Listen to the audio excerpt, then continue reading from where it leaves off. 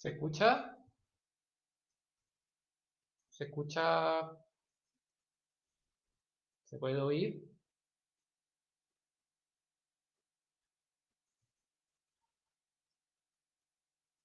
¿Se escucha? ¿Se escucha?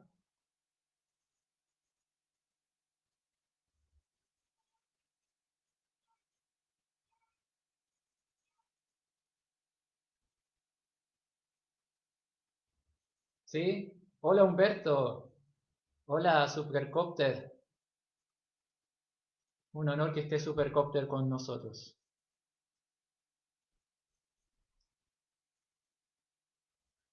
Bueno, un saludo a todos.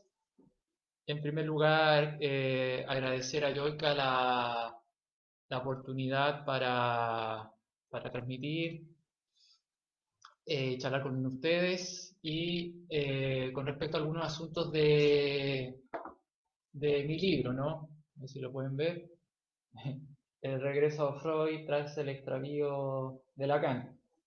¿Sí? Se encuentra disponible por Amazon o me consultan por internet. Vamos a empezar de una vez, directo al grano. Podría ser más sencillo para mí partir con autores más actuales como Winnicott o Bion o de la filosofía tanto como Derrida o Deleuze para criticar a Lacan, como lo están en mi libro. Pero usaré a Freud ya que me parece más relevante como base a discutir. Si bien me encantaría detallar a fondo su metapsicología y aparato psíquico, no nos dará el tiempo desarrollarlo por entero como lo está en mi libro, pero daremos aquí varias críticas a Lacan, tanto fuera como dentro de mi libro.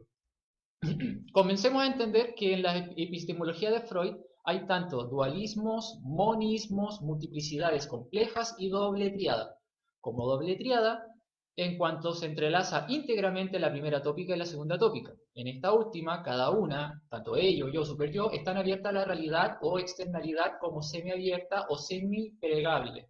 Vale decir, la segunda tópica no es la triada de la primera tópica, inconsciente, preconsciente, consciente, donde la segunda tópica es semiabierta, donde el yo o yo piel está abierta a la percepción, el ello abierta a la biología o lo exógeno, mientras el superyo, así también como unidad del yo, abierto al impacto de la cultura o la sociedad. Asimismo, surgen complejas aglomeraciones de huellas némicas, simultáneos trazos, regrupaciones como guías facilitadas inferencias, catesiacs múltiples. Pero también surgen las dualidades entre lo ligado digerido, o sea, eros o energía ligada, y lo traumático o no digerido, o pulsión de muerte o energía libremente móvil. Y también contamos con el monismo de la libido, ello, o la pulsión como empuje, drang, fuerza constante, metabolismo, si ustedes prefieren. La epistemología de Freud es simultáneamente monista, dualista, multiplicidad compleja y doble triádica. No se puede excluir de su obra completa cada una de ellas en su conjunto. No existen en Freud conceptos puros encapsulados en sí. Cada concepto se difuminan unos a otros, como veremos. En otras palabras, desde Freud entendemos que la complejidad son varias vías simultáneas no excluyentes. Huellas implican trazos, marcas némicas, que abren diferencias de potencial. Lo múltiple como centro sin centro fijo, lo múltiple, sin centro fijo, mientras los conflictos radican en diversas gradualidades excluyentes y la intensidad variable dinamiza tanto la carga, descarga, placer, displacer y las fijaciones como regresiones. La epistemología de Freud resume todo esto en su metapsicología como lo tópico, dinámico y económico. Podría detallar cada una de ellas acá, pero como ejemplo daré en Freud 1896 cuando dice que el mecanismo psíquico se ha generado por superposición de capas y que de tiempo en tiempo el material de huellas némicas experimenta el reordenamiento, inscripciones de acuerdo a nuevas concernencias y a nuevas etapas de la vida.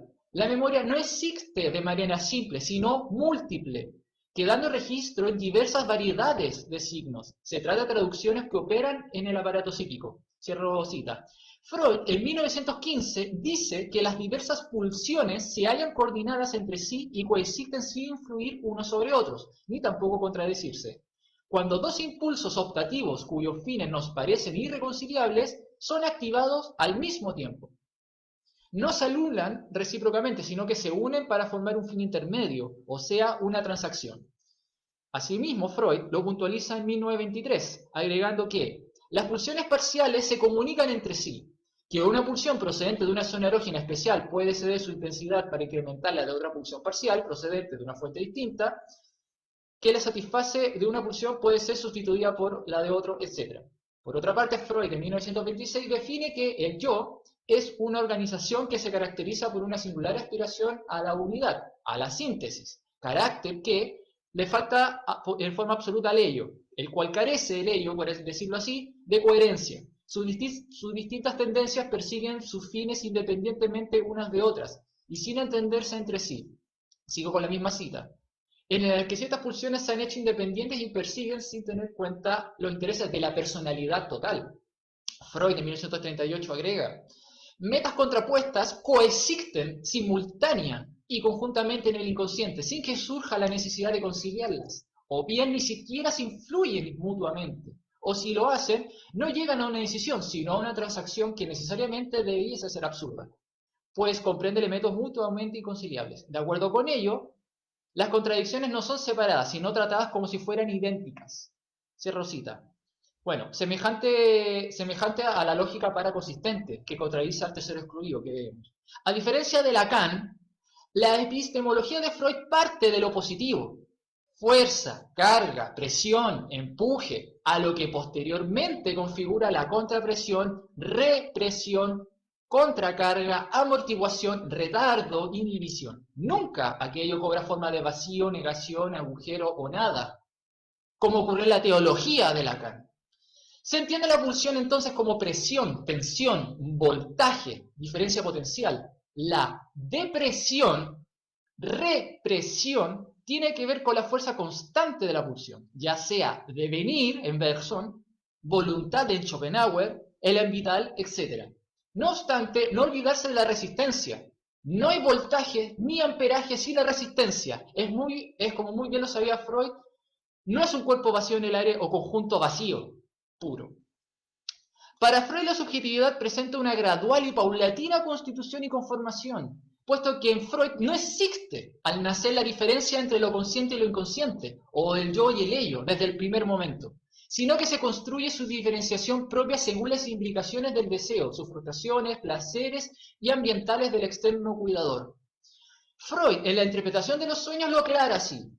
En los niños, en los que aún no existe la separación y la censura entre lo preconsciente e inconsciente, o los que comienza a establecerse poco a poco, el deseo es un deseo insatisfecho, pero no reprimido de la vida despierta. Además, en el caso de niños más pequeños, Freud en 1916 dice, los sueños están desprovistos de desfiguración, por eso no necesitan de ningún trabajo interpretativo. Aquí, sueño manifiesto y sueño latente coinciden aquí. Incluso Freud en 1926 da cuenta que estos momentos constitutivos pueden también suceder que el aparato anímico emplee antes de la precisa separación entre el yo y el ello y antes de la formación del superyo métodos de defensa distintos de los que pone en práctica una vez alcanzadas estas fases de su organización.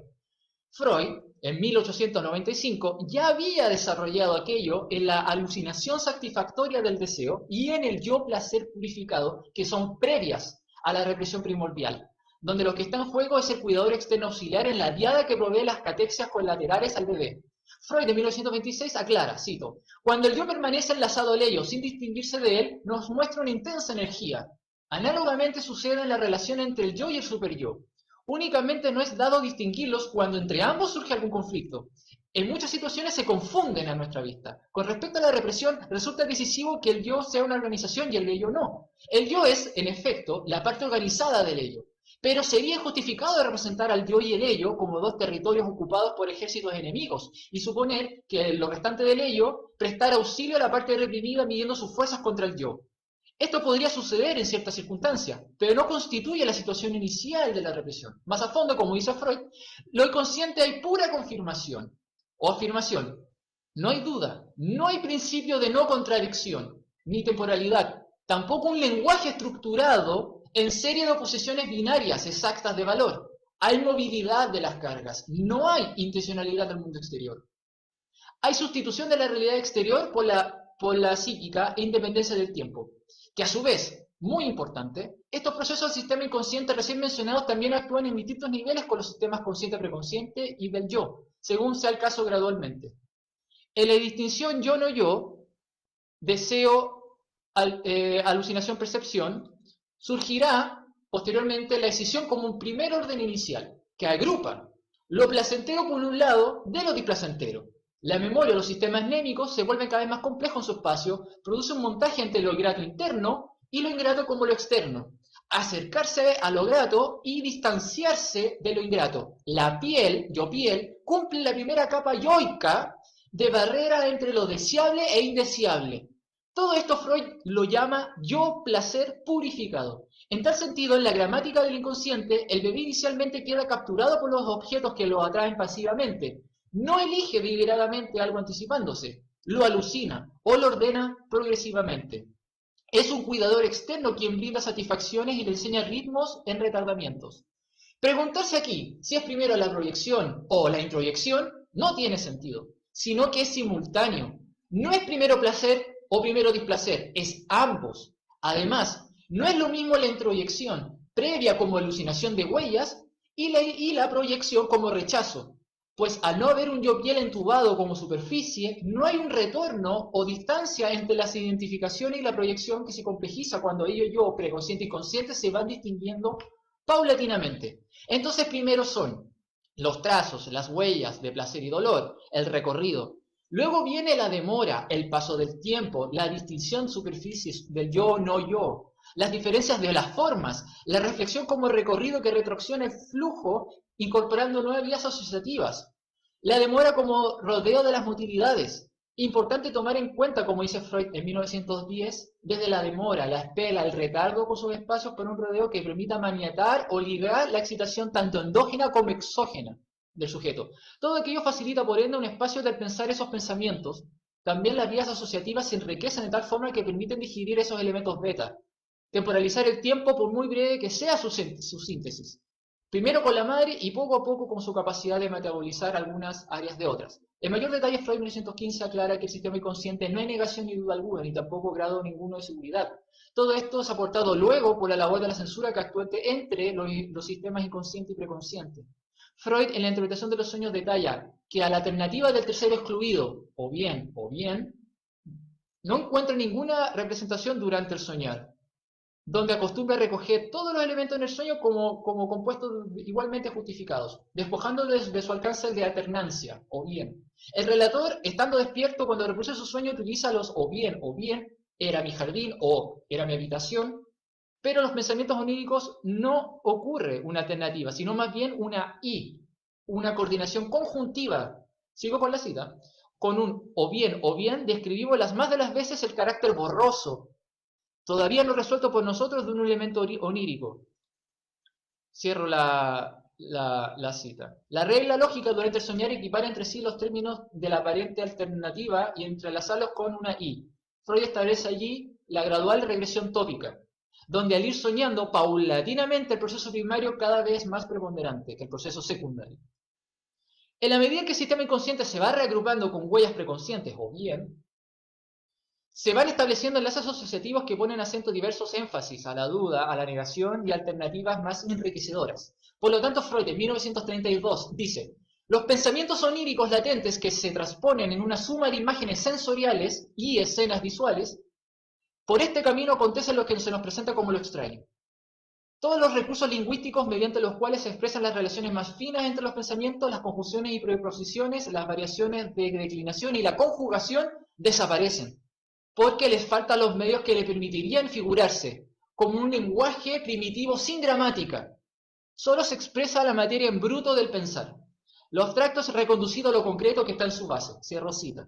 Esto último sería tratar, por ejemplo, la representación palabra como representación cosa. Freud, 1915, dice: los procesos del sistema inconsciente se hallan fuera del tiempo, esto es, no parecen ordenados cronológicamente. Cierro cita. Significa que en niveles inconscientes los procesos no distinguen o diferencian el hoy del ayer o del mes pasado, pues los contenidos no están delimitados en un orden secuencial, ya que las aguas temporales y espaciales están mezcladas.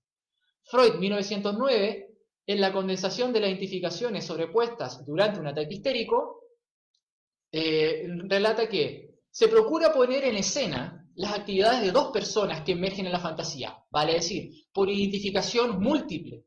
En la enferma, con una mano arrancaba la ropa, haciendo el papel del varón, mientras que con la otra la oprimía contra su vientre, el papel de la mujer.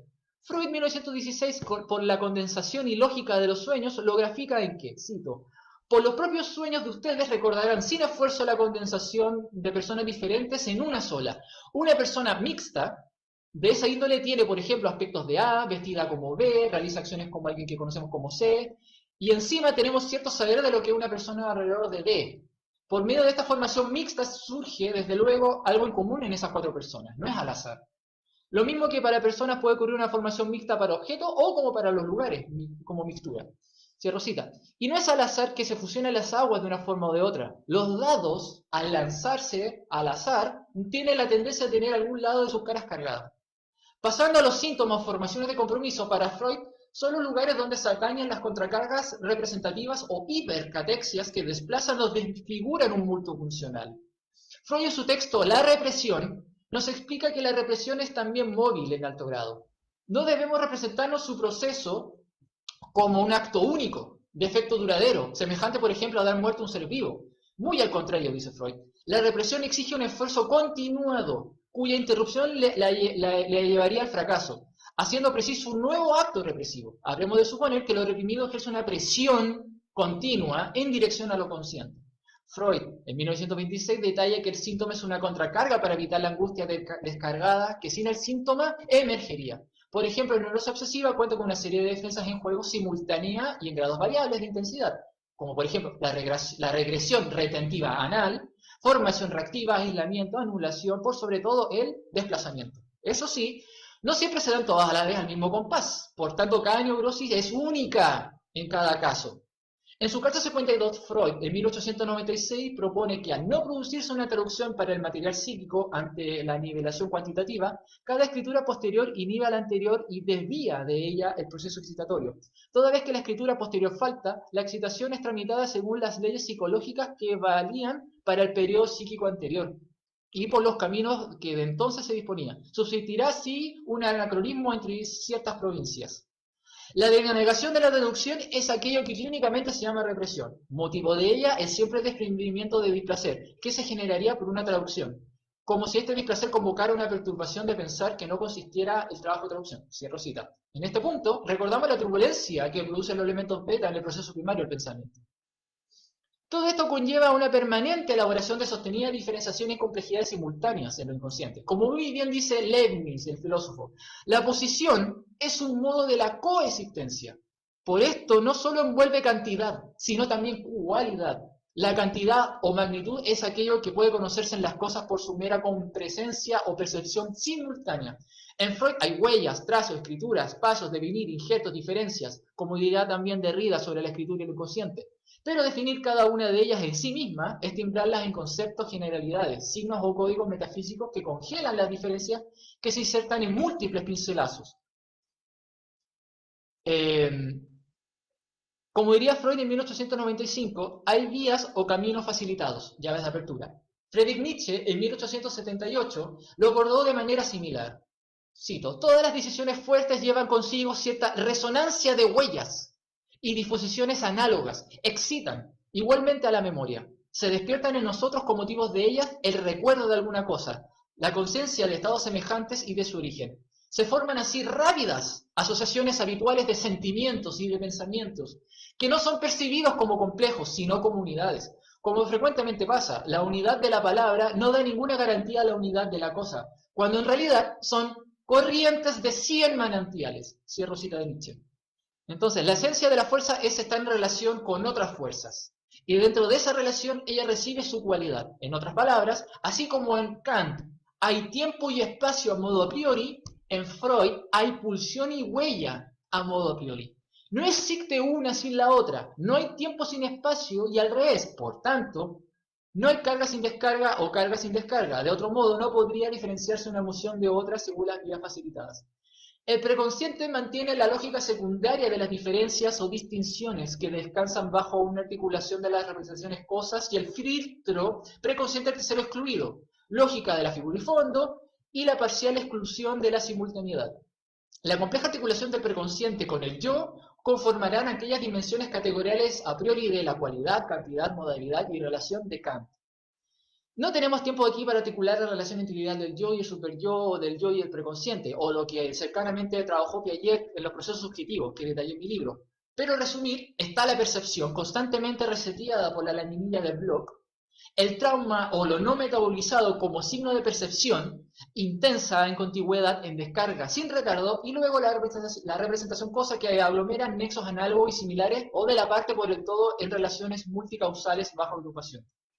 Tengamos en cuenta que cualquier proceso psíquico subjetivo está entretejido en estos factores simultáneamente.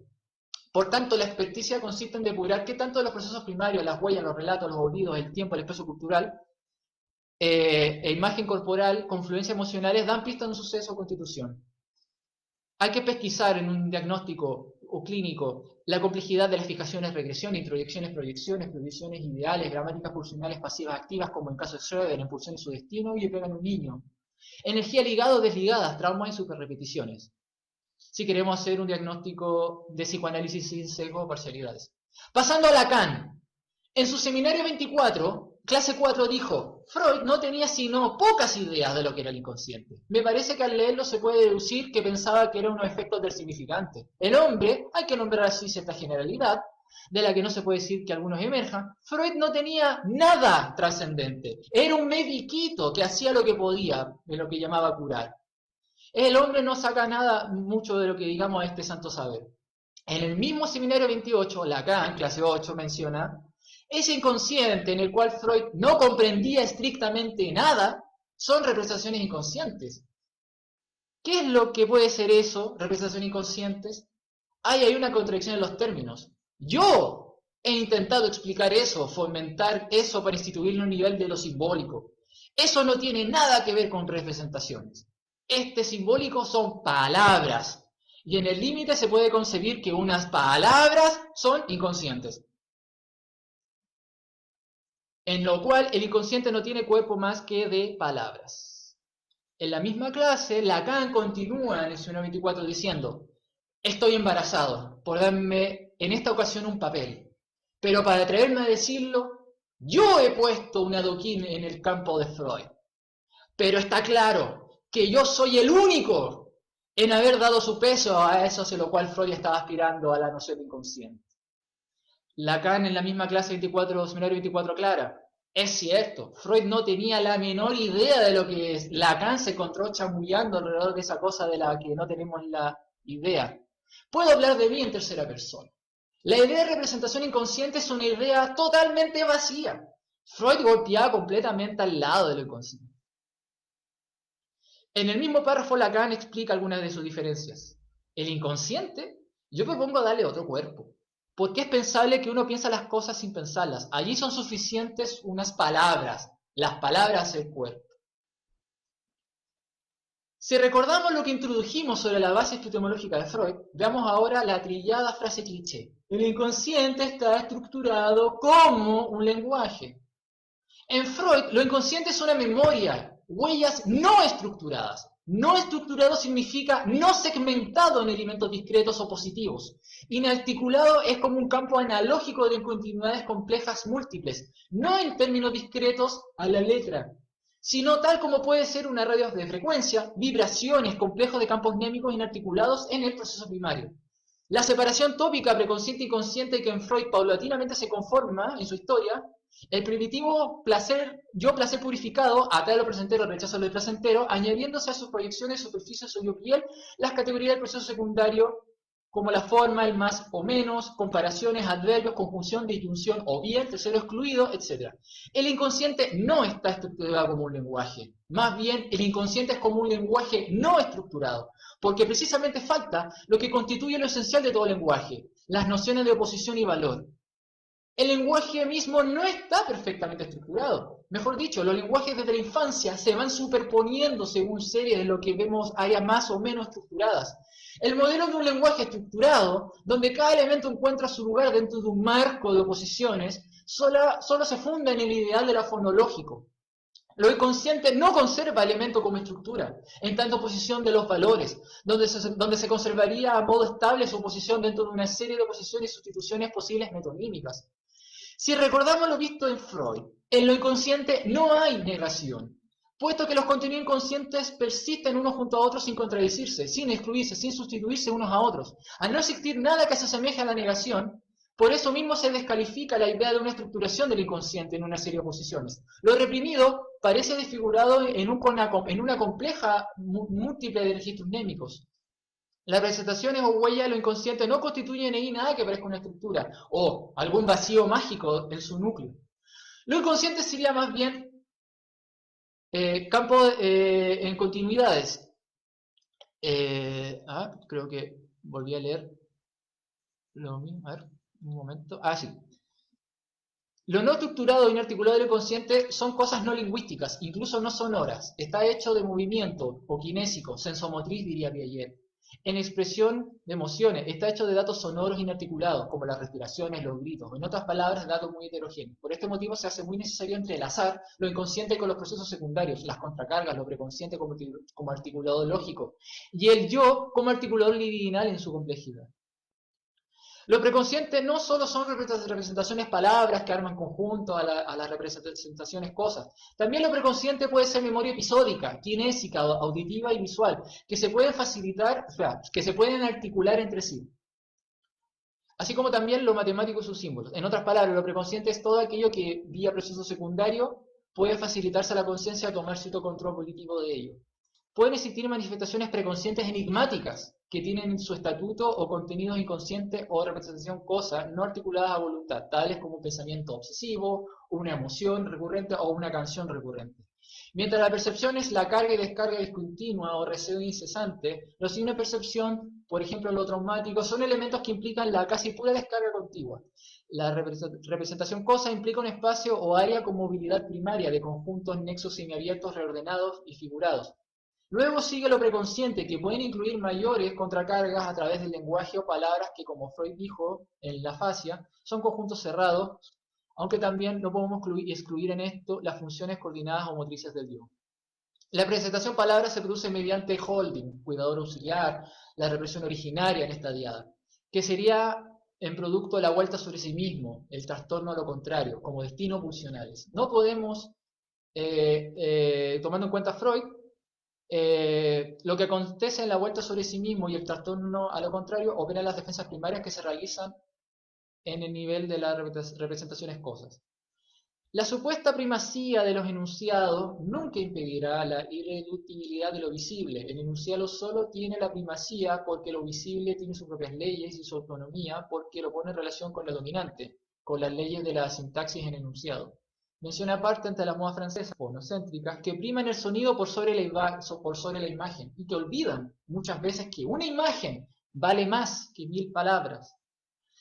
Si desde Lacan la soltura o rotura de los puntos de capitonado o almohadillo bajo lectura de Freud de 1915 darían cuenta de una falla en establecer contracargas de ligaduras y represiones que darían cuenta de los fenómenos psicóticos solo bajo la desintegración del yo, como apuntó Freud en ese mismo año, si entendemos el sentido lacaniano de la forclusión, Verwerfung, como algo fuera de plazo en la constitución de la ley simbólica, castración, se hace necesario desde Freud que el proceso primario adquiera algún tipo de freno, tanto a la excesiva soltura, rotura, como a la apretadura, fijadura del devenir asociativo. No obstante, para Lacan dicha discusión no tendría valor alguno, por tratarse de una futilidad buscar una cierta sutura entre significantes y significados estables, ya que el significante siempre cobraría mayor peso primacía a la significación, pues para Lacan su axioma de un significante representa un sujeto para otro significante no tranza ningún posible camino para enmendar una salida posible a sedimentar un ancla, contracarga, represión, seducción originaria que estabiliza el proceso primario o la cadena. Lacan reduce la función del proceso secundario en fijarse únicamente en lo retroactivo de un discurso, un S2 que reedita un S1, sin poder hallar una fijación estable de un significante o significado desde los procesos primarios. Solamente se podría, siguiendo a Lacan en el seminario 5, cito, la fórmula que les di de la metáfora no quiere decir sino esto. Hay dos cadenas, la S del nivel superior, que son los significantes, mientras que debajo encontramos todos los significados ambulantes que circulan, porque siempre se están deslizando. Continúa la misma cita seminario 5 Lacan. La sujeción de la que hablo, el punto de capitonado, es solo un asunto mítico, porque nadie ha podido sujetar nunca una significación a un significante. Lo que sí se puede hacerse, por el contrario, es fijar un significante a otro significante y ver cuál es el resultado. En este caso se produce siempre algo nuevo, a veces tan inesperado como una reacción química, a saber, el surgimiento de una nueva significación. Cierro cita.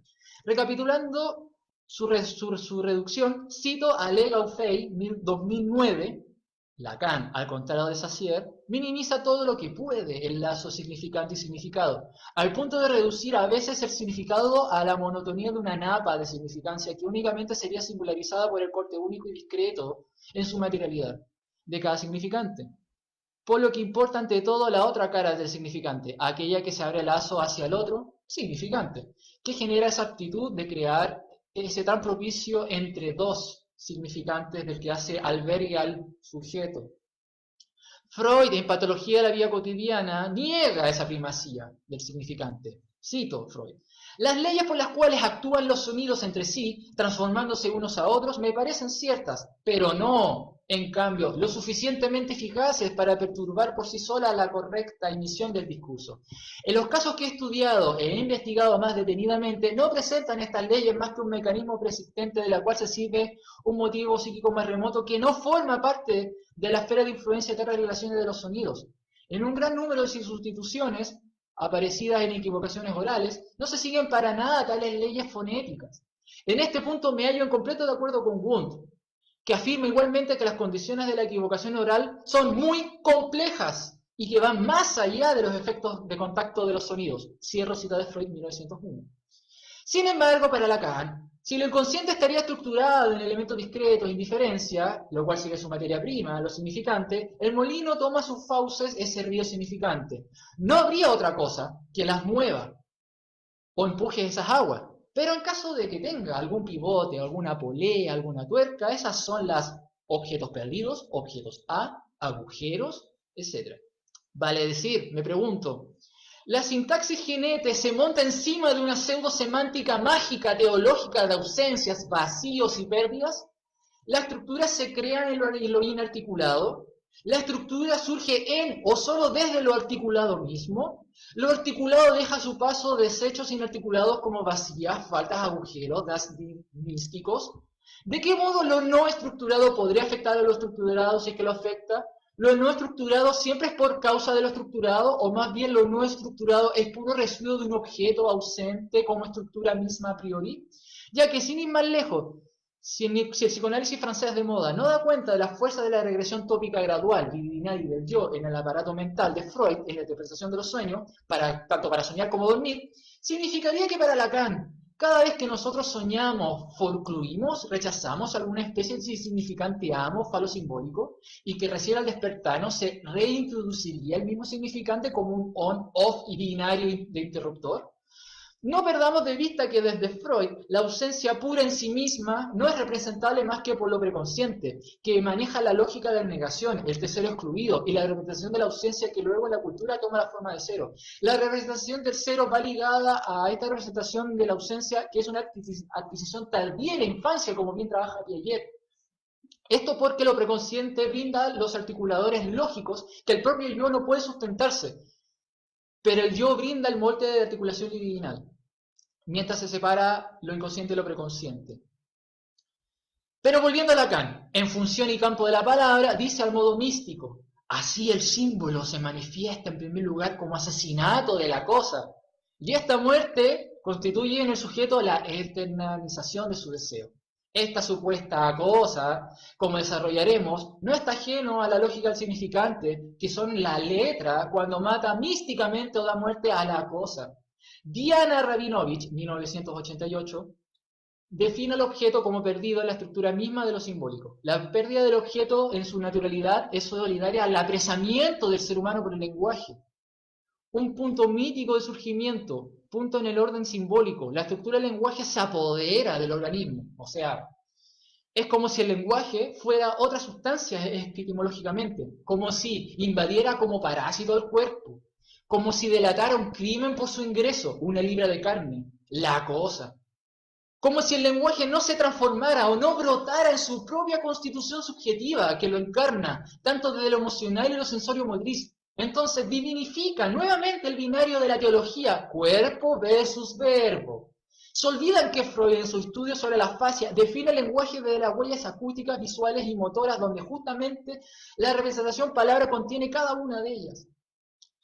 Por lo tanto, Lacan define su estructurado acudiendo al sujeto barrado, desfalleciente, que es agujerado por la cadena significante, vale decir, como una aguja donde se inserta un hilo, cadena significante, en donde el sujeto sería ese casillero vacío, donde se traslada a través de la cadena, de lo que resulta que un significante representa un sujeto para otro significante. El sujeto nunca detiene dicha función abierta a su desplazamiento perpetuo por haber perdido su causa. En palabras de Ricardo Rodulfo, ha sido fijado el doble lazo de la falta de ser biológico, que abre las puertas a una nueva remodelación idealista de la subjetividad, y a una falta como castración, que se condena a reducir la insatisfacción neurótica, la de la repetición de volver a desear, y se colma en una apertura más que la satisfacción puntual y concreta que un deseo específico. Cierro cita de Rodulfo.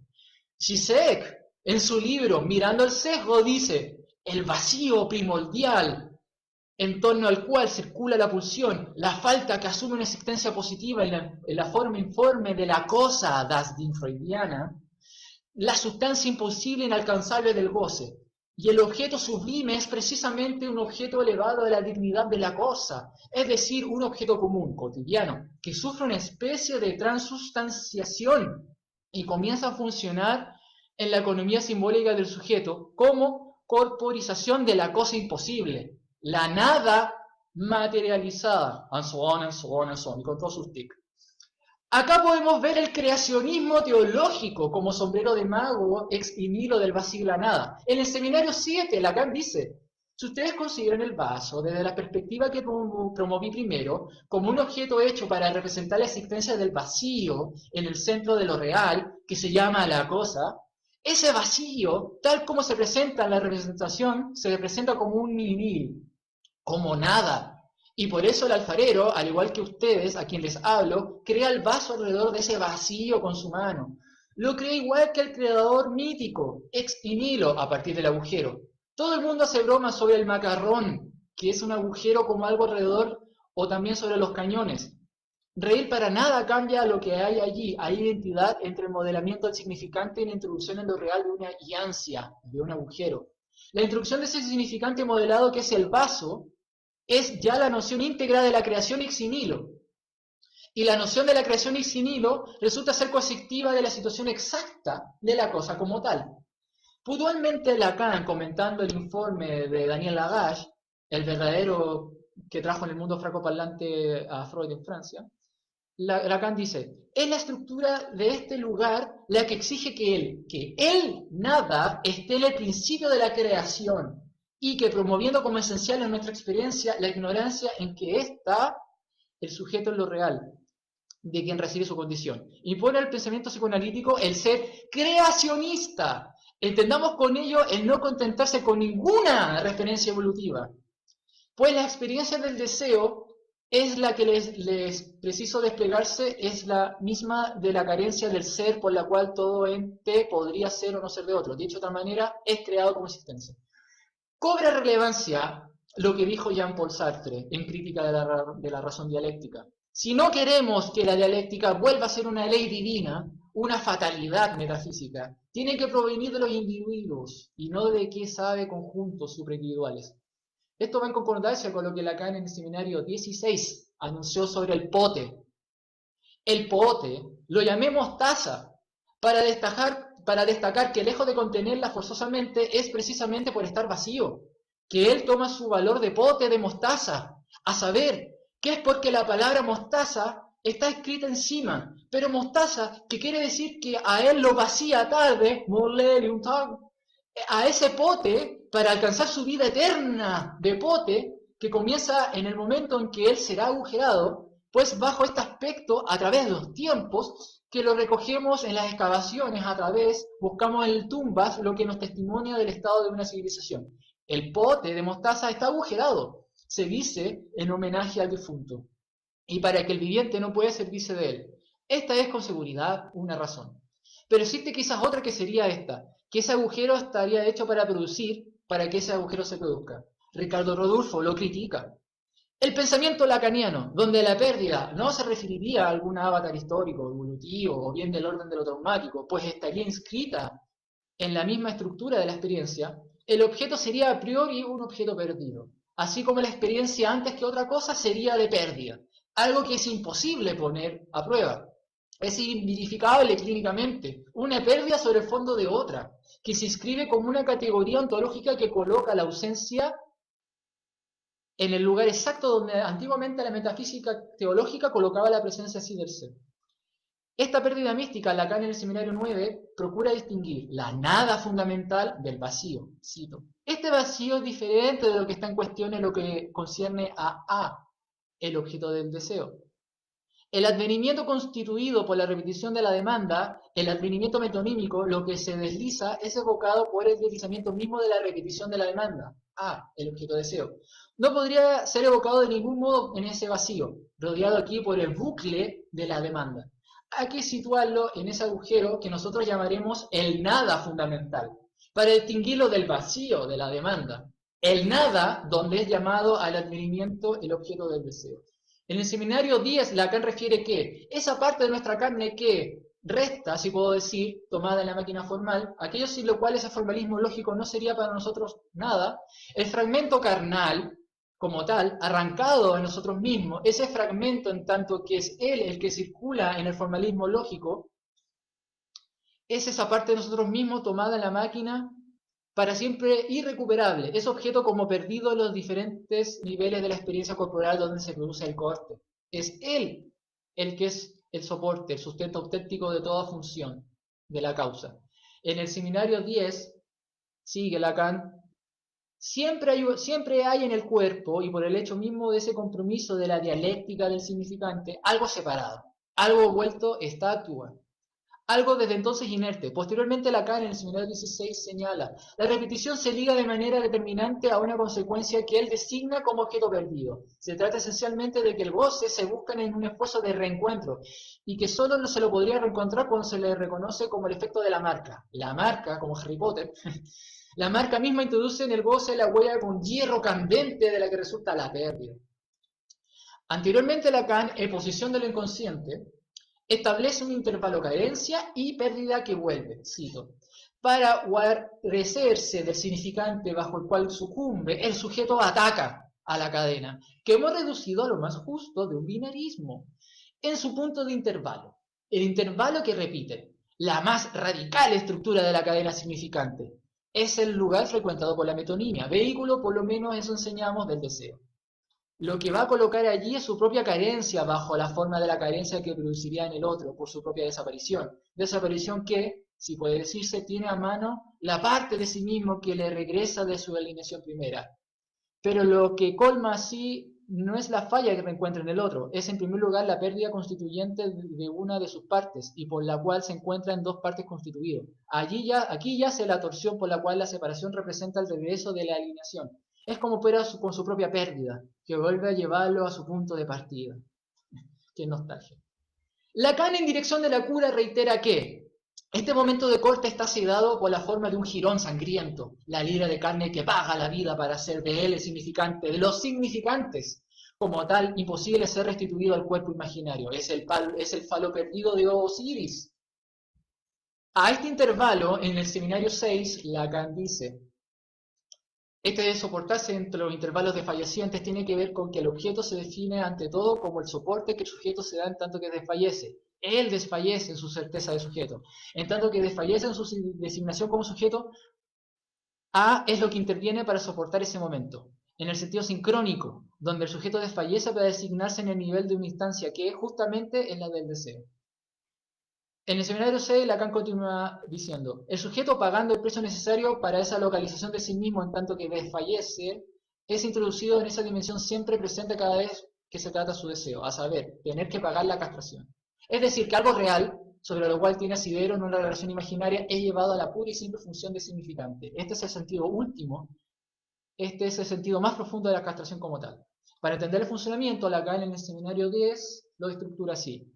De lo que se trata de una necesidad estructural, la relación del sujeto con el significante necesita la estructuración del deseo en el fantasma. El funcionamiento del fantasma implica una síncopa temporalmente definible de la función de la A que forzosamente en tal fase de funcionamiento fantasmático se borra y desaparece. Esta afánesis de A, esta desaparición del objeto, en tanto que esta estructura a cierto nivel del fantasma, es de eso que tenemos el reflejo de la función de la causa. Posteriormente Lacan en el seminario 11 añade lo graficado por el fantasma. El fantasma nunca es sino la pantalla que disimula algo absolutamente primero, determinante en la función de la repetición. Resumiendo, desde el seminario 16, Lacan establece: el lugar del otro, evacuado del goce, no es tan solo un lugar limpio, círculo quemado, lugar abierto al juego de roles, sino algo que en sí mismo está estructurado por la incidencia del significante. Esto es precisamente lo que introduce esta falta, esta barra, este hiato, este agujero que se distingue con el título de objeto A. En concreto, clínicamente, no es que la anorexia desee la nada, no es que la anorexia coma lo vacío. En lo histérico, su ideal necesita frenéticamente compararse al resto para nuevamente idealizar algo mayor a sus valores. No es que aspira a la nada, no es que desea la nada o busque satisfacerse en lo vacío.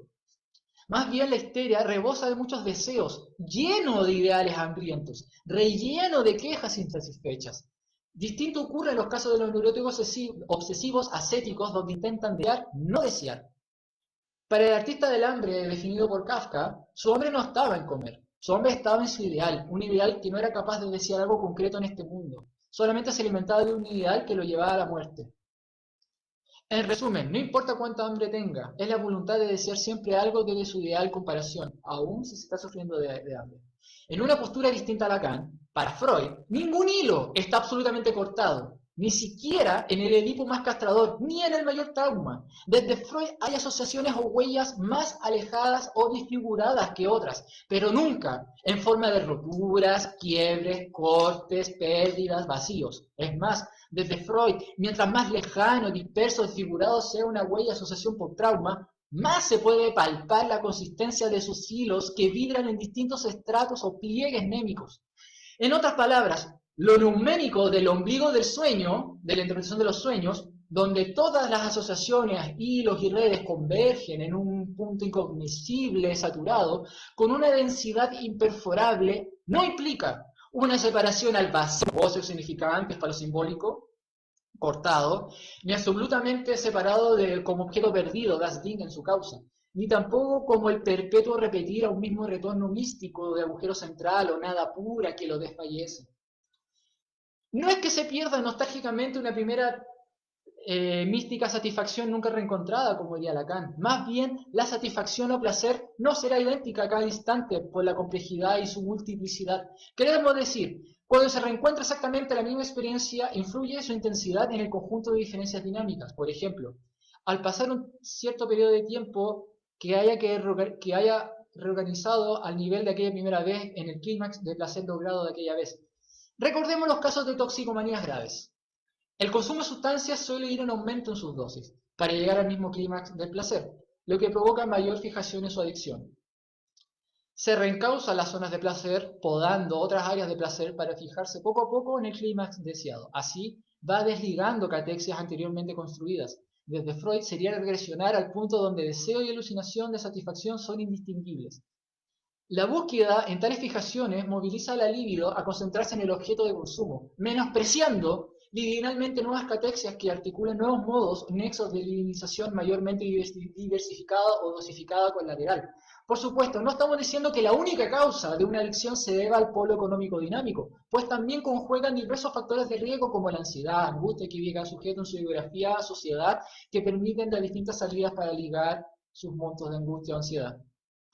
Si la satisfacción al objeto estuviera realmente perdido como satisfacción primera mítica, Daxtin, pues nadie en el segundo, tercer intento o cuarto intento regresaría a consumir ciertas drogas. Aunque se debe aumentar la dosis, el consumo es prolongado, ya que implica que la sustancia reactiva las huellas de placer, hasta en su punto de alucinación satisfactoria del deseo, de la satisfacción previa. Por tanto, no está perdido, más bien está atenuado, apagado en su intensidad inicial. Usualmente al ver una película o escuchar reiteradamente una misma canción, suele perder el efecto de placer si se prolonga lo mismo, alcanza su tedio. Algunos placeres rondan alcanzar un mayor tedio o aburrimiento y otros con mayor lapso de tiempo. Pero eso dependerá de las distintas fijaciones, huellas y procesos inconscientes que están en juego. El objeto de la pulsión No siempre lo más contingente o variable, pues la dinámica entre la fijación y las regresiones, Freud 1915 recalca, puede ocurrir que el mismo objeto sirva simultáneamente a la satisfacción de varias pulsiones. Es, según Alfred Adler, el caso del entrelazamiento de pulsiones. Un lazo particularmente íntimo de la pulsión con el objeto se acusa como fijación de ella. Suele consumarse en periodos muy tempranos del desarrollo pulsional y pone término a la movilidad de la pulsión, contrariando a la intensidad de su deslizamiento. Cierro cita de Freud. Esto lo podemos ver en la conformación de una adicción, como lo acabamos de ver. En las patologías de objeto transicional en el fetiche, la regresión y fijación retentiva anal, por ejemplo.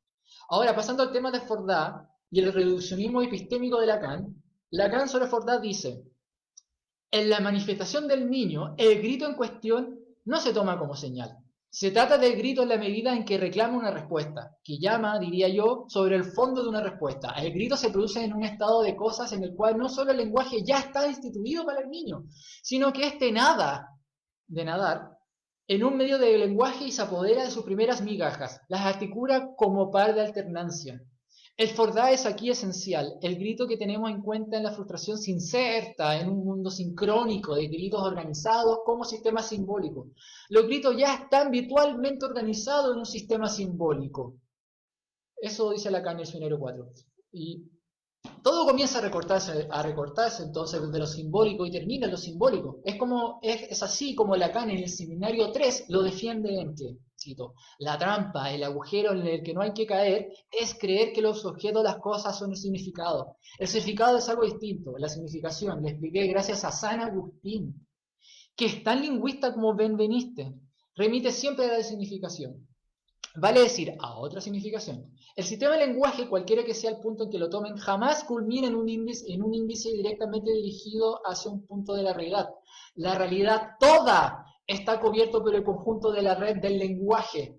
Nunca pueden decir que lo designado es esto o lo otro, pues aunque lo logren, nunca sabrán, por ejemplo, qué signo es esta mesa, el color o espesor, o cualquier otra cosa. Entonces, hay un solipsismo simbolizante de las coordenadas que sumergen en una especie de neoplatonismo antiempírico, antisensorial, antimaterial, que dejan a la deriva una nueva formalización lógica como correlato de lo real o realidad en cuanto a lo real como pura ficción. Asimismo, en el Seminario 20, Lacan lo justifica. No hay la más mínima realidad prediscursiva, por la buena razón de lo que se forma en colectividad. Lo que he denominado los hombres, la mujer y los niños, nada quiere decir como realidad prediscursiva. Los hombres y las mujeres y los niños no son más que significantes. Entonces, ya lo sabíamos cómo cambio se constituye el pentagrama polifónico, ya que aún contejando una cierta realidad externa a lo significante, es el mismo significante quien recorta en su solipsismo. No existiría una referencia fuera del significante o del lenguaje. No habría algo que vaya fuera de esta, a la manera de un mínimo empirismo o materialismo. El contraste es solo contraste de valor significante. El objeto está perdido. El objeto es más bien un vacío, un agujero. La consistencia de objeto solamente radicaría en sus posicionamientos de referencia en un sistema mismo. De esta forma, basada en la prioridad significante, persistirá un predominio concebido de la sincronía. La historia subjetiva se anida como partida de ajedrez, donde la partida es el resultado de las posiciones del tablero y sus combinaciones posibles. Tal como en la primera cibernética, sobre contemplar las redundancias y patrones comunicacionales, acá son los elementos discretos sincrónicos significantes. Félix Guattari dice, mientras Freud remite el complejo juego del niño a la partida de la madre, haciéndolo tributario a la ligación funcional, Lacan lo refiere a la discursividad significante del lenguaje ya existente. Hacia el carretel, el hilo, la mirada del observador, todas las características singulares de la conformación pasan a la trampa del significante. En lugar de reconocer que a través de este gesto el niño se acerca a un universo inédito, con repercusiones incalculables, Lacan lo define como un punto de inseminación de un orden simbólico persistente, del cual es preciso estructurarse. La estructura define como un punto de inseminación, que precede y envuelve en el lugar de la máquina deseante, y lo despoja de sus caracteres autopoyéticos y creativos. Sigue Guattari. El orden simbólico pesa como una capa de plomo determinista, como un destino mortífero a las bifurcaciones posibles. El Fordá reaparece a propósito de la ausencia afectiva de la madre, o bien de un juego del niño con su propia imagen en el espejo, a la que hace aparecer y desaparecer. Se trata en realidad de una máquina rica, multivalente, heterogénica, que no es legítimo fijar ni a una éxtasis del lenguaje, aunque participe. Es eso y muchas otras cosas a la vez. Andy Green dice, en el juego del carretel el sujeto significado puede serlo en analogía a la madre carretel e inscribirse sobre la partitura polifónica semántica, que significa pasar por las mallas del movimiento, lanzar, volver a atraer, de la percepción, aquí, no aquí, de los afectos, placer y displacer, o a través de los fonemas del lenguaje, o, a, for, da. Cada sistema semiológico conserva su especificidad. Todos pueden comunicarse entre sí e interpenetrarse mutuamente para dar contextura a la significación. Esta comunión de registros muestran cómo el campo representativo de diversas expresiones donde el objeto de cada sistema queda aislado y suspendido cuando el sujeto pasa... No me voy a saltar esa parte. Sigo, vamos con Guattari. Los puntos de cristalización ontológica emergen de este paisaje fonológico, gestual y musicales. Reducir todas a una misma economía significante ejerce un control absoluto sobre contenidos ya aplanados para producir figuras paradigmáticas discretas. Dicho reduccionismo es mayor, dado que las luchas del deseo no pueden quedar circunscritas exclusivamente al terror significante, ni siquiera en el caso que se diera una pura neurosis significante, porque siempre se desbordan e inundan el terreno de lo somático, lo social, lo económico, etc. Y a menos que consideremos que el significante está en todas partes, tendremos que reconocer que se ha restringido la función del inconsciente hasta considerarlo solo desde el ángulo de las cadenas significantes que activa. El inconsciente está estructurado como un lenguaje, nos dice Lacan. Claro, pero ¿quién lo ha estructurado así? Una vez sometido a la multiplicidad de voces propias de su modo de expresión semióticos, una vez encadenado a un cierto tipo de máquina semiológica, entonces sí, acaba estando estructurado como un lenguaje.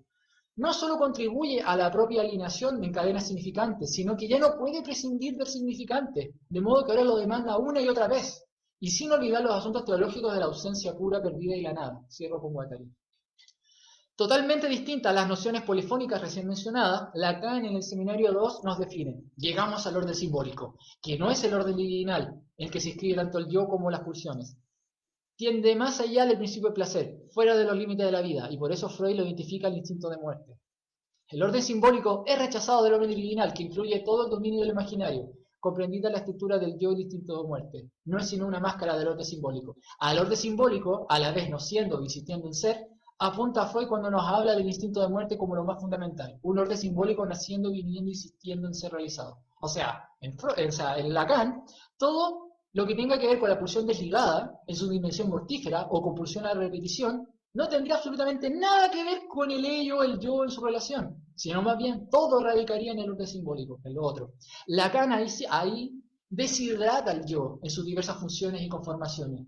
Reduce al yo meramente como una función de desconocimiento y una imagen creada existente fuera de sí alienada. Lacan entonces nos ofrece, a cambio, un sujeto donde el mismo Legault-Fey 2009 se lo cuestiona. ¿Cómo mi sujeto sin historia y sin espesor puede cambiar de estado? ¿En qué toda esta carga emotiva es asunto suyo?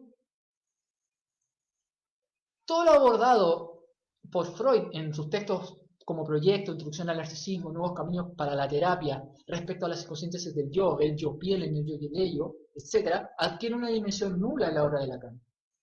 Toda referencia al yo como ligador de angustia, de ignición de la pulsión, de estructuración psíquica y del lugar identitario biográfico, como postuló Pierre Liner, queda rechazada como dimensiones clínicas. Continuando, ya me va quedando poco, continuando con la dirección o intervención clínica, Lacan en su texto La cosa, freudiana, dice: el analista interviene concretamente en la dialéctica del análisis haciéndose el muerto, cadáverizando su posición, como dicen los chinos, ya sea por su silencio, donde el otro con A mayúscula, ya sea anulando su propia resistencia allí, donde el otro con A minúscula. En los dos casos y bajo las incidencias respectivas de lo simbólico y del imaginario, presentifica la muerte. O sea, el hedor putrefacto del analista nos movilizaría a la dirección del análisis. Asimismo, la dirección de la cura recreará la falta de todas sus faltas. O sea, hemos de cavar un agujero en el sujeto para plantar allí su falta como teleología o brújula de inicio y fin de análisis. Y esto sería posible cuando trabajemos con los significantes a la letra, como los timones, como a donde he dicho, o los frases que guían la dirección a proseguir. Michel Foucault, en Las palabras y las cosas, dijo: todo saber analítico está, pues, invenciblemente ligado a una práctica, a esta estrangulación de la relación entre dos personas, en la que uno escucha el lenguaje del otro, liberando así su deseo del objeto que ha perdido, haciéndole entender que lo ha perdido, y liberándolo de la vecindad siempre repetida de la muerte, haciéndole entender que un día morirá. Ahí Foucault totalmente lacaniano. Esto se relaciona con la psicodrama lacaniana del acting, del corte-sesión, en cuanto a realizar un acto que haga perder las coordenadas imaginarias simbólicas del analizante, siguiendo siempre la castración y no la permisividad de la satisfacción que demanda. Lacan buscaba diluir la transferencia imaginaria con gestos enigmáticos, que derrumben certezas del otro o transferencias imaginarias y perpetuar un sujeto supuesto saber siempre fuera de los cálculos del analizante, bajo una intervención tipo koan budista transferencial, y así barrar hasta ya melancólicamente rendirse atravesando el singular fantasma. A diferencia del psicodrama o acting del corte o gesto de Lacan, la prescripción paradójica sistémica tiene como fin alterar el sistema llevando un nuevo nivel absurdo al conflicto hasta desmantelarlo. Mientras que Lacan es usar gestos que borren el saber alborotando los anulamientos simbólicos imaginarios. Lacan en estos niveles es una terapia de psicodrama inversa, es decir, quien ejecuta el acting psicodramático no es el analizante o consultante o paciente, es el mismo analista quien actúa. Él es quien confunde como un efecto koan budista y enigmatiza un lugar de saber y transferencial para movilizar. El paciente se transforma en un voyerista o incluso en un masoquista que le cortan del espectáculo del analista, debiendo acalambrarse sus certezas y salir del teatro pensando y trayendo nuevo material a la próxima sesión. No sabrá el paciente cuándo, mientras hable, su analista actuará o le hará conductismo de corte sesión. Pues, si mantengo seguir siendo el sujeto supuesto saber, debo tener muy calculado la transferencia imaginaria exacta para actuar y hacer el gesto psicodramático o enigmático que barre su sentido. Podemos homologar la falta en el intervalo de falleciente entre los significantes que no cierran, emularlo con lo clínico vía corte de sesión, que resignifiquen estas mismas condiciones esperando que en la nada algo, o que de la nada algo nazca. Que entre medio algo distinto surja de su posición. Tenemos el comodín del picadillo, de las nadas, de los vacíos, ya listo y dispuesto para utilizar sin intervenciones. Aunque Freud buscó descentrar al yo como eje de la subjetividad, la tentación de poner nuevamente algo en el centro fue algo que tuvo avances y retrocesos. Lacan puso en el centro a la falta, a la nada, a lo vacío, la ausencia estructural, el no todo, etc. Cambiando la religión cristiana centrada en la cruz por la religión de la barra. Lo inconsciente terminó bajo un nuevo dios de la ausencia estructural lacaniana. Al final es como si aún no se ha vivido una castración lo suficientemente buena y se debe recastrar hasta barrar su ser como falta de y atravesar donde antiguamente lo fue la pura presencia de sí. Invertir el omelet en la ausencia mística pura, así. Anne Green dice en 1994, criticando el conductismo del corte sesión, dice: los lacanianos hablan de la ley, pero en la práctica interrumpen las sesiones de manera forzada y arbitraria. Hablan de la primacía del significante, pero no le dan a las personas ni siquiera el tiempo para hablar. ¿Qué puede analizar en las sesiones que duran unos 5 minutos? Ni siquiera hay tiempo para contar un sueño. Hablan del nombre del padre, pero más bien parecen madres posesivas y abusivas. Green prosigue en decir que la decisión del corte estaría motivada por la angustia la decisión del corte estaría motivada por la angustia del terapeuta que, suscitada por las expresiones del paciente, precipitaría en él una acción defensiva dirigida a detener las perturbadoras afirmaciones. Biderman advierte de los efectos nocivos de las sesiones de tiempo variable, ya que promueven una concentración unilateral del poder sobre el analista y redundarían en la complementaria y reflexiva sumisión del paciente al soberano detentor. En suma, lejos de estimular asociaciones o elaboraciones, el analizante o paciente, las interrupciones de sesión generan la inversa, inhibirla en virtud de inhibirla en su eventual efecto traumático, que suscitando por una reactualización de experiencias de abandono reforzaría la resistencia al tratamiento. En cambio, Freud cobra importancia reconsiderar los aspectos del devenir, sin vaciarlo, sin aquietarlo o volverlo entre. Más bien descubrir su complejidad, su multifocalidad, sus intensidades y gradualidades, creatividades. Lo neumático, o la cosa en sí, No es la sustracción, un vacío o la nada, la pérdida mística, a modo de espacial formal significante. Lo noemático es más bien el devenir, la fuerza o pulsión que se hayan coordinado entre sí y coexisten sin influir unos sobre otros, activados al mismo tiempo, como diría Freud. No se trata de una cosa en sí noemática inmóvil, congelada, quieta en el puro espacio, esperando una sustracción pérdida o corta expansión de tijera mística para producir un Dax-Din o agujero central. Resumiendo, lo inconsciente se resiste a la estructuración y a su diagnóstico estructural de rigidez excluyente, psicótico, perverso y neurótico. Lo inconsciente es lo que subsiste pese a la estructuración metafísica. El formalismo psicoanálisis intenta estructurarlo todo, pero con el costo de desaparecer la particularidad del sujeto como un conjunto vacío, un dato entre los intervalos. Como dice Ricardo Rodolfo, se ha llegado a una extraña convivencia entre la taxonomía maquillada de los tics estructuralistas y el cultivo de una moderna forma de acting out a cargo del terapeuta, las intervenciones de lo real, que termina por abolir el campo de las significaciones a fuerza de cortocircuitos. Esta extraña convivencia de los recintos lacanianos entre un estructuralismo trasnochado, reduccionista, y una especie de psicodrama acting out conductista, de lo real o goce, forma parte de algunas modas clínicas, como si todos los caminos llegaran a Roma, a la falta de las faltas o también a abuenarse al goce, ya que estás advertido bajo rectificación subjetiva. Y con esto voy a terminar. En contraste con el koan budista, el acting enigmático, psicodramático del analista, posición de cadáver y conductismo a tiempo variable, Freud, 1918, por su lado, entiende el trabajo clínico donde la abstinencia no supone la ausencia de toda satisfacción, cosa naturalmente imposible, ni ha de interpretarse tampoco en su sentido vulgar de abstención del comercio sexual.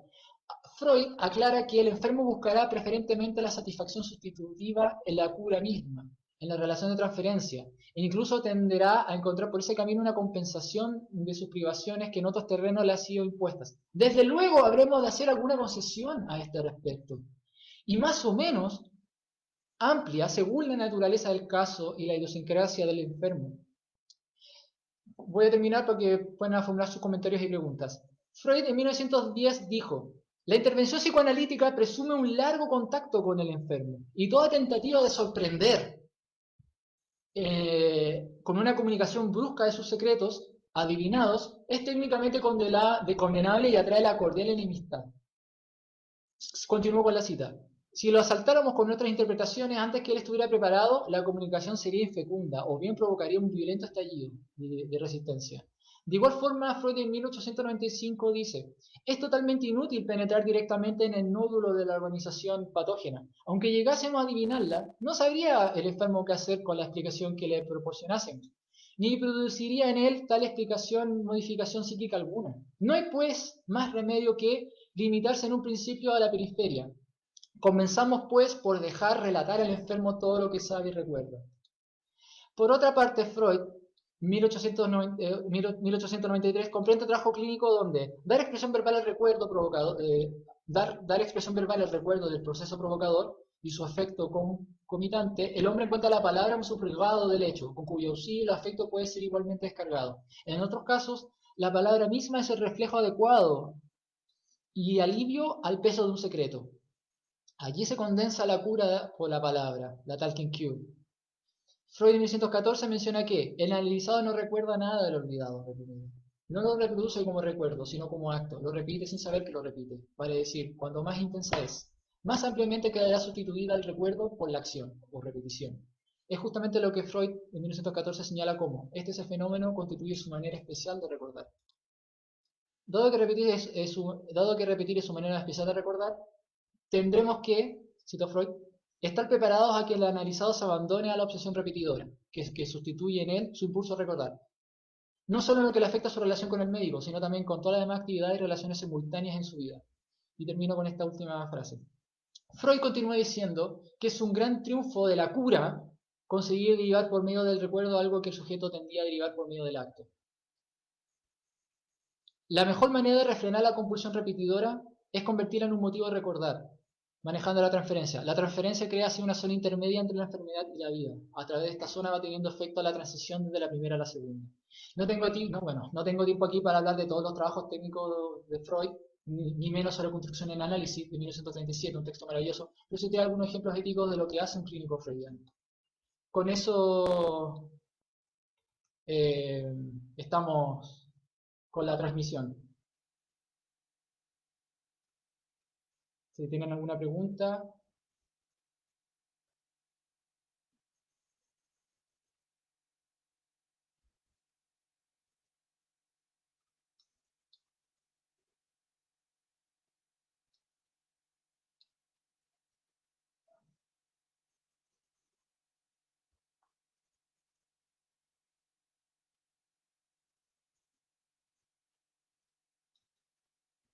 A ver, voy a ver algunas preguntas. Veamos.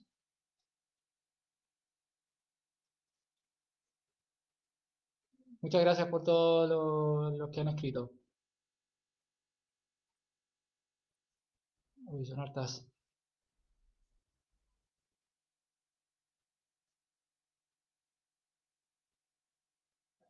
No hay preguntas, más como... Son más que nada comentarios. Voy a ver ahí.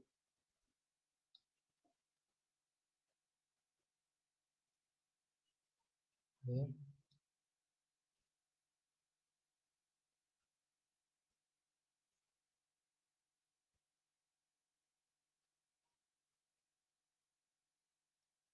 El descubrimiento del inconsciente de Freud fue revolucionario y totalmente nuevo, porque nadie había pensado antes la posibilidad del inconsciente dándole a la gente una nueva perspectiva de la vida. Es decir, nos mostró la importancia de la subjetividad de las personas.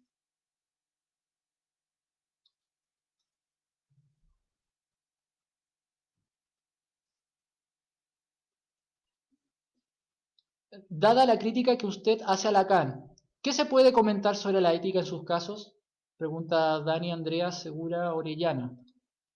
Es un tema bien interesante con respecto a lo que ocurrió con el caso de Lucien Sebag. Lucien es con C. Lucien Sebag con S. Primero con C, Lucien con C, Sebag con S. Sebag. Althusser era amigo de él. Lucien Sebag fue el pionero en unir estructuralismo con marxismo. Y fue un paciente de Lacan por 2 años. Y se suicidó. Y Lacan no le dio derivación. Lacan tuvo todas las señales para derivarlo, dado que se había enamorado de su hija, Judith, y Lacan no pudo manejar la transferencia. Althusser en su biografía comenta lo siguiente. Tengo algo aquí anotado de Althusser. En su autobiografía, Luis Althusser dice: una mañana bastante temprano me llaman a la puerta de la École. Era Lacan, irreconocible, en un estado atroz, totalmente enloquecido. Me explica que no podía mantener a Sebag en análisis después de que se enamorara de Judith, su hija. No obstante, quería preguntarle, a Althusser quería preguntarle a Lacan, si no habría podido intervenir a poner a Sebag a salvo haciéndolo hospitalizar. Me habría respondido quizás que no estaba en la regla analítica. En cualquier caso, ni una palabra sobre la protección de una hospitalización. Cuando se fue, seguía temblando constantemente. Lacan en televisión, en 1973 en televisión, dijo algo muy curioso. Dijo: sepa solamente que vi muchas veces la esperanza, de lo que llaman las mañanas que cantan, conducir a gentes que yo estimaba tanto como lo estima usted, únicamente al suicidio. ¿Por qué no? El suicidio es el único acto que tiene éxito sin fracaso. Si nadie sabe de él, es porque procede del prejuicio de no saber nada. Y yo me pregunto ahí, dicho esto, me pregunto si Lacan esto lo tiene en cuenta como una forma de atravesamiento del fantasma, como el único acto que tiene éxito sin fracaso. Lacan, ustedes saben, era un reconocido psiquiatra. Tenía todos los contactos para internarlo en un hospital. Algunos fanáticos de secta defienden a Lacan diciendo: no, pero es que Lacan era el único analista que atendía pacientes graves. Perdón. En Latinoamérica, pacientes graves son distintos a los pacientes graves en Europa en general. Tenemos que ir definiendo si son cooperables o no. Incluso Elizabeth Roudinesco y Jean Alouche confirman estos casos que acabo de referir sobre Lucien Sebag, sobre el suicidio. Roudinesco dice: Lacan juega con las más extremas posturas del tiempo. No se sienta en el sillón, camina de arriba a abajo, come, bebe y ríe Eh, las sesiones pueden durar de 1 minuto a 1 hora o sesiones de 10 veces por el mismo día. Atendía y supervisaba a sus pacientes en el mismo lugar. El precio de las sesiones era astronómico. Jana Luch, por su parte, habló con Lacan, seguramente no, habla sobre que golpeaba a sus pacientes, los atendía en bata, se quedaba con el vuelto del pago excesivo del efectivo. Eh, es un personaje bien curioso en lo que es el trato con sus pacientes. Raudinesco dice en 1986 que se ponía de espaldas, leía cartas, cosía fajos billetes, hacía nudos borromianos. A mí personalmente en la Universidad de Chile tuve un supervisor que me supervisaba de espalda. ¿Mm? María José, a ver, um,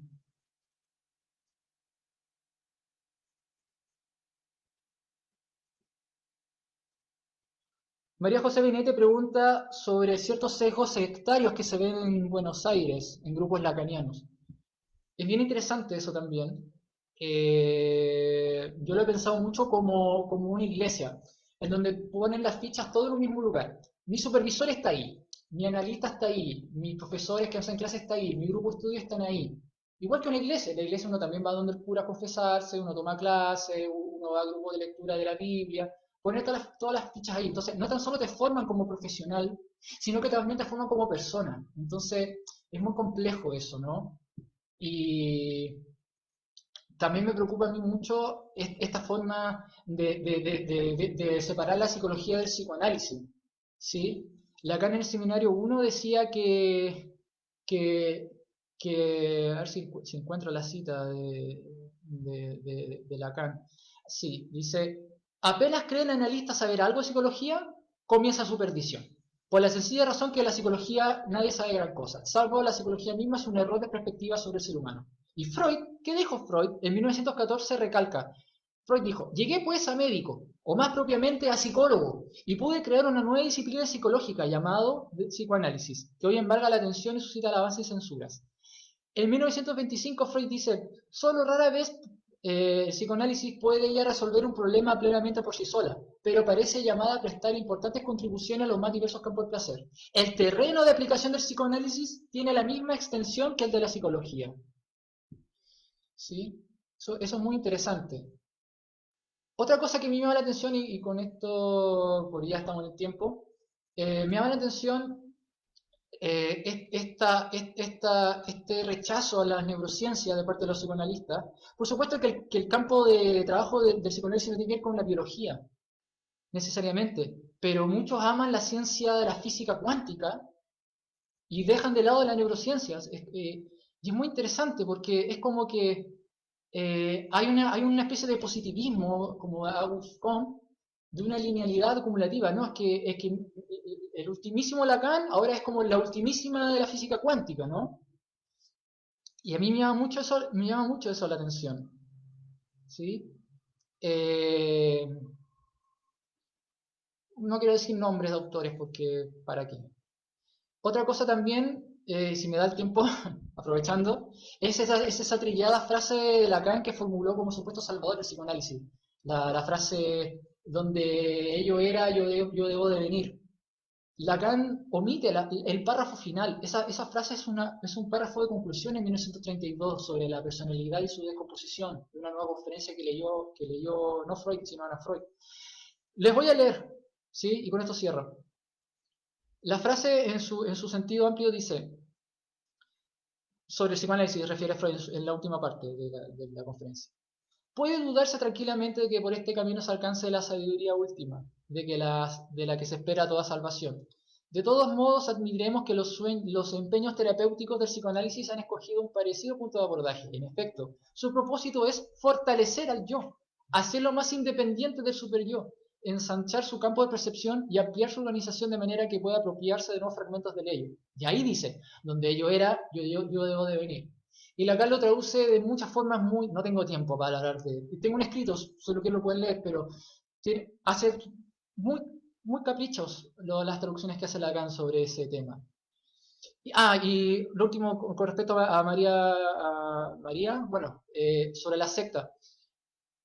François Rostand, en 1976, un filósofo psicoanalítico que estuvo en la corte freudiana de París en 1976, explica cómo es la fe ciega de la secta de Lacan.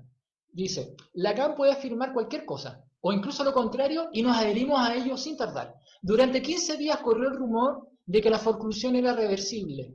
Era reversible, pues de muy buena tinta, aquel que sabe lo había dicho. Por tanto, todo el mundo se lo creía. Pasado ese plazo, las mismas muy buenas fuentes que habían hecho saber que no había nada de ello, y así mismo, como todo el mundo lo creyó, que no había nada de ello, eh, o sea, increíble cómo un suplido de rumor puede cambiarte un marco teórico si en el fondo lo dijo Lacan en ese momento en la secta. ¿Sí? Así que, bueno, no me dio tiempo para definir la diferencia entre superior y ideal del yo, no me dio tiempo para definir lo que es el conjunto vacío, el teorema Zermelo, ¿sí? O esa idea de que, como dice la psicología cognitiva de Ellis, de que no son los hechos, sino las impresiones sobre los hechos. Hay una cosa muy cognitiva que Freud nunca desmintió el trauma por sobre la fantasía, eso es una mentira. Así que bueno, muchas gracias a todos por estar presentes y muy amable, muchas gracias por, por su, por su compañía. Que tengan muy buena noche.